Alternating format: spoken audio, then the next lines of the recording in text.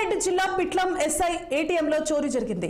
దుండగులు ఏటీఎంలోని సుమారు 17 లక్షలు అపహరించినట్లు తెలుస్తోంది. గ్యాస్ కటర్ సాయంతో మిషన్ ను కట్ చేసి నగదెత్తుకెళ్లారు. తొలుత ముసుగుతో ఉన్న వ్యక్తి ఏటీఎంలోకి ప్రవేశించి సీసీ కెమెరాపై స్ప్రే చేశాడు. అనంతరం చోరీకి పాల్పడ్డారు. తెల్లవారుజామున దోపిడీకి పాల్పడినట్లు పోలీసులు అనుమానిస్తున్నారు. ఈ ఘటనపై కేసు నమోదు చేసి దర్యాప్తు చేపట్టారు. పరిసర ప్రాంతాల్లోని సీసీ కెమెరా ఫుటేజ్ ను పరిశీలిస్తున్నారు.